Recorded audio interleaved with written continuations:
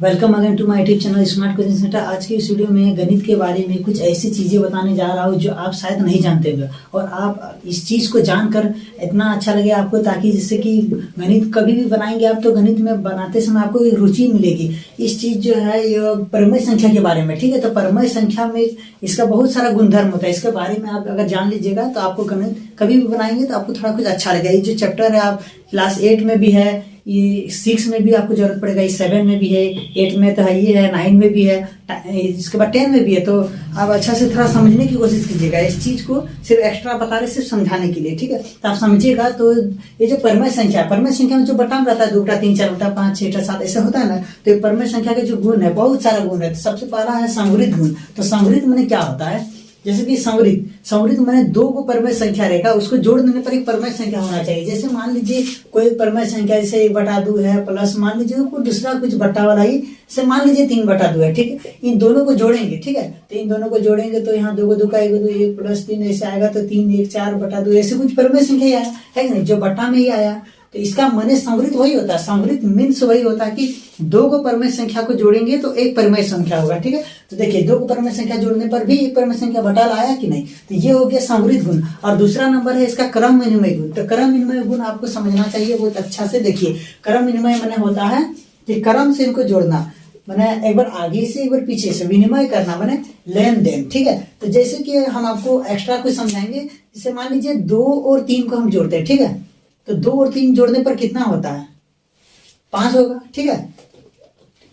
जैसे 2 और 3, तो 2 3 जोड़ने पर 5 होगा। तो 2 और 3 जो है इसको उल्टा हम लिख देंगे, 3 और 2 मैंने 3 जोड़ दूं, क्या जोड़ने पर कुछ दूसरा आएगा नहीं ना, वही आएगा। तो 2 और 3 कितना होगा, 5 होगा, और 3 और 2 भी कितना होगा, 5 होगा। तो जोड़ने पर तो उतना ही आएगा ना, जैसे 2 और 3 और 3 और 2। माने इसका मतलब क्या, जो आगे में है और पीछे में, पीछे वाले को आगे में लिख दीजिए और आगे वाला को पीछे में लिख दीजिए। तो आगे पीछे ऐसा अगर लिख के जोड़ेंगे तो वो चलेगा, दोनों तरफ बराबर आएगा, ठीक है। तो इसी को बोलते हैं क्रम विनिमय गुण। तो क्रम विनिमय मतलब आप समझ के आप तीसरा नंबर चल जाते हैं सहचार्य गुण। तो सहचार्य में 3 नंबर देखिए, ये हो गया आपका क्रम विनिमय, लिख देते हैं क्रम विनिमय, क्रम विनिमय गुण, ठीक है। और इसके बाद 3 नंबर में है सहचार्य गुण।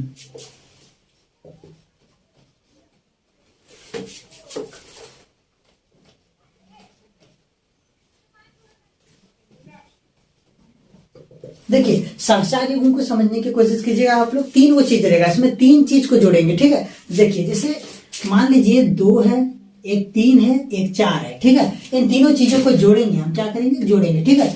तो अगर हम इसको पहले जोड़ेंगे 2 3 कितना होगा, 5 5 और ये 4 कितना हो जाएगा, 9 होगा ना। क्यों हम सिर्फ आगे इसको पहले जोड़ेंगे, क्या पहले अगर हम इसको जोड़ देंगे, जैसे 3 और 4 7 हो जाएगा, 7 और 2 जोड़ेंगे फिर 9 ही ना होगा। या फिर हम आगे को पहले जोड़े या फिर पीछे को पहले जोड़े, लास्ट में सबको जोड़े, तो जोड़ने पर उतना ही आएगा। जैसे मान लीजिए इसको आप पहले जोड़िए, 2 और 3 को जोड़ लेंगे 5 हो जाएगा, यहाँ पे और जोड़ 4, 5 और 4 कितना हो जाएगा, 9 हो जाएगा। क्यों, अगर हम 2 है और इधर 3 है और इधर 4 है, जैसे हम यहाँ आगे को दोनों को जोड़े, अगर हम पीछे को जोड़ेंगे क्या दूसरा आएगा, नहीं, वही चीज आएगा। देखिए जैसे यहाँ पे 2 है, जोड़ 3 और 4 कितना हो जाएगा, 7। तो 2 और 7 कितना आया, 9। यहाँ भी 9 वहां भी 9। इसका मतलब क्या समझे आप, इसका मतलब आगे को पहले जोड़े या फिर पहले पीछे को जोड़े, इसके बाद सब तो जोड़ना ही होगा, तो जोड़ने पर उतना ही आएगा। इसका एक फॉर्मूला जैसा टाइप का आप समझ लीजिए। जैसे ये रहे ना, इसको ए मान लेते हैं प्लस बी, ठीक है। इसको ब्रैकेट घेर देते हैं, प्लस इसको सी मान लेते हैं। तो ए प्लस बी पहले कीजिए और बाद में सी, उसके बाद ए को रहने देते हैं प्लस और पीछे पीछे पहले जोड़िए बी प्लस सी, ठीक है। तो ये फॉर्मूला, इसमें भी फॉर्मूला हम लिख सकते हैं। जैसे यहाँ पे इसको ए मान ली प्लस इसको हम बी मान लिए, प्लस बी बराबर इसको हम बी मान लिए प्लस इसको हम ए मान लिए, ठीक है। तो ए प्लस बी, ये बी प्लस ए, इसको समझने का कोशिश कीजिएगा। ये आपको चैप्टर से अलग हम ऐसे समझा रहे हैं, ठीक है, चैप्टर से अलग। तो 3 नंबर हो गया। अब 4 नंबर इसका चौथा नंबर का समझने की कोशिश कर। और एक चीज, ये परिमेय संख्या जो है ना, योग पर हम बता रहे हैं, योग मैंने जोड़ वाला, ठीक है। योग समझ लीजिए, योग के बारे में बताया, योग मतलब जोड़। और इसके बाद फिर घटा वाला भी बताएंगे, या फिर ऐसे यहीं पे हम देख सकते हैं, यहाँ पे हम देख सकते हैं अगर घटाव रहेगा, जैसे मान लीजिए ए में हम बी घटाएंगे और फिर आप बोलिएगा कि फिर अगर वो तो बी में भी ए घटाने पर वही आएगा, नहीं होगा, इसमें बराबर नहीं होगा। जैसे मान लीजिए हम 3 में 2 घटाएंगे, ठीक है। तो 3 में 2 घटाएंगे तो 1 बचेगा। और इसके बाद फिर बोलेंगे कि यहाँ पर 3 में 2 घटाए तो 2 में भी 3 घटा देते हैं, 2 में 3 घटाएंगे तब तो उतने आएगा, नहीं आएगा। 2 में 3 घटाएंगे तो -1, ठीक है। ये दोनों बराबर नहीं होगा, हमेशा याद रखिएगा कि जोड़ वाला में क्रमान्वय गुण ये हो जाएगा, दोनों तरफ बराबर आ जाएगा, लेकिन घटाव में नहीं आएगा, कभी नहीं। उसके बाद सहचार्य में भी ऐसा कुछ होता है, अगर यहाँ हम बोलेंगे कि यहाँ माइनस रहेगा तो नहीं होगा, ठीक है। देखिए जैसे यहाँ पे मान लीजिए जैसे कि हम यहाँ लिखे 3 में 2 घटाए फिर घटाएंगे 1, ठीक है। तो इससे इसको पहले घटाएंगे तो 3 में 2 घटाएंगे 1, फिर 1 में 1 घटाएंगे 0, ठीक है। उसके बाद अगर हम यहाँ बराबर नहीं होगा, जैसे 3 में घटाएंगे 2 घटा 1, ऐसे ना, अगर ऐसे ब्रैकेट घेर के रखेंगे तो उसमें नहीं होगा। जैसे 3 माने 2 में 1 घटाएंगे 1, 3 में 1 घटाएंगे 2।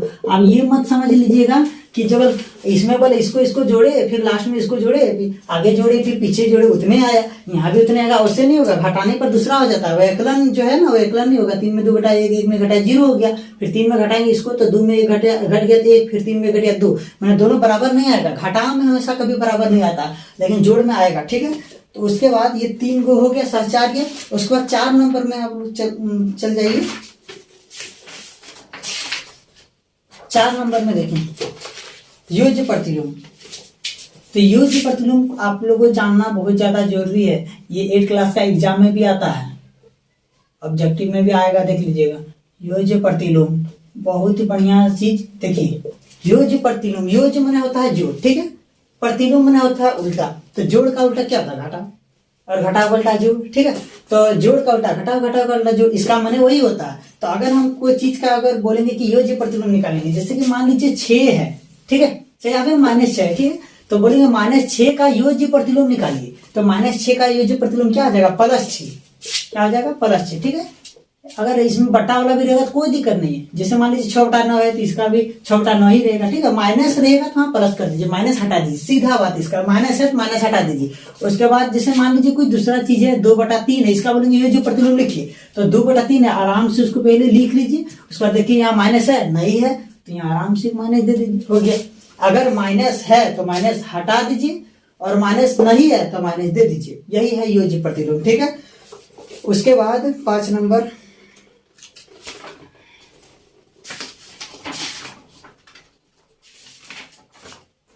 इसको देखिए, इसका उल्टा देखिए गुणात्मक प्रतिलोम, ठीक है।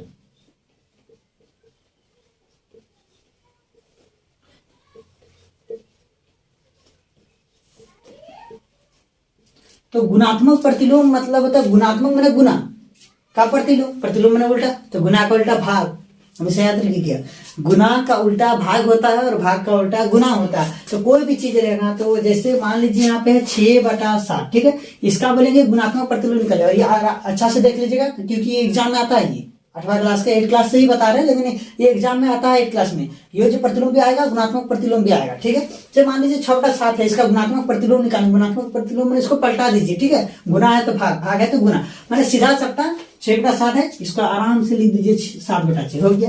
सर मान लीजिए -2/5 है, तो इसका बोलेंगे योज्य प्रतिलोम निकालिए। तो ये आप गड़बड़ करके ये माइनस मत हटा दीजिएगा, माइनस रहेगा, लेकिन ये जो 2/5 है वो पलट के हो जाएगा 5/2, ठीक है। इस पर ये गुणात्मक प्रतिलोम हो गया। अब देखिए इसका आगे देखिए, अब योज्य तत्समक, ठीक है।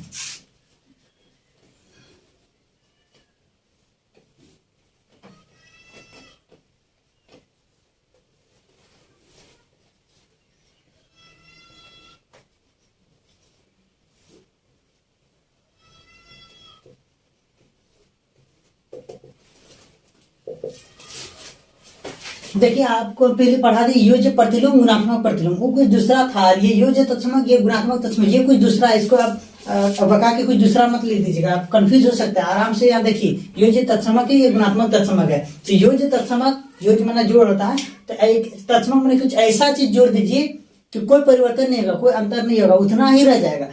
अच्छा, कोई ऐसा चीज क्या है? 0 होगा, है कि नहीं। जैसे मान लीजिए 6 है, 6 में 0 जोड़ेंगे कितना आएगा? 6 होगा, यानी कि ये जो 0 है इसी को बोलेंगे योज्य तत्समक, ठीक है। उसके बाद गुणात्मक तत्समक, तो गुणात्मक तत्समक माने होता है कुछ ऐसा चीज गुना कर दीजिए कि उसमें कोई अंतर नहीं आएगा, कोई दूसरा चीज नहीं होगा, कोई परिवर्तन नहीं होगा, कोई डिफरेंस नहीं आएगा, वही एकदम वही आ जाएगा, ठीक है, कोई चेंजिंग नहीं आएगा। जैसे कि मान लीजिए जैसे 6 ही है, तो 6 में 1 गुना कीजिए ना, कितना आएगा? 6 आएगा, यानी कि एक क्या चीज है? वो एक ही है, गुणात्मक तत्समक, जिससे गुना कर देने पर कोई डिफरेंस नहीं आएगा, वही चीज आ जाएगा। ठीक है, अब गुणात्मक तत्समक हो गया।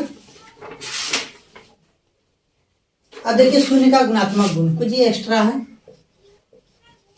शून्य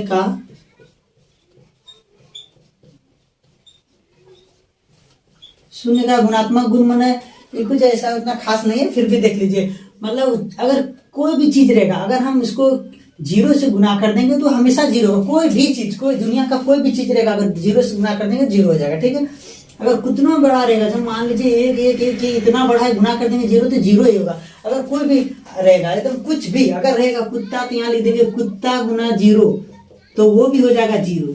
अगर कोई आदमी तो आदमी गुना जीरो वो भी जीरो, सब चीज जीरो। जीरो से गुना करने पर वो जीरो, चाहे वो कितना बड़ा हीरो होगा वो जीरो हो जाएगा गुना करने पर।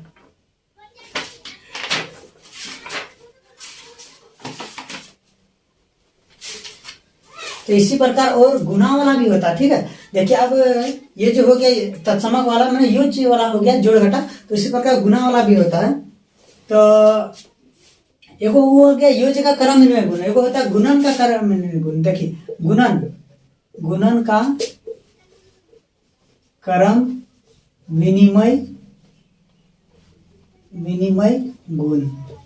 इसको देखिए गुणन का क्रम विनिमय मैंने क्या होता है कि आगे और पीछे गुना कीजिए। जैसे मान लीजिए 2 तिया क्या कितना हो गया 6, तो 2 तिया 6 हो गया, क्या 3 दूनी 6 नहीं होगा, 3 दूनी भी 6 होगा। इसका माने a गुना b करेंगे तो b गुना a बराबर होगा दोनों साइड। ठीक है, आगे पीछे गुना कीजिए या पीछे आगे गुना कीजिए, बात बराबर होगा, उतना ही आएगा। ठीक है, तो ये हो गया गुणन का क्रम। जिस तरह उसको पता है ना योज्य का क्रम, सेम उसी तरह ये गुना, मैंने सिर्फ इसमें गुना रहेगा।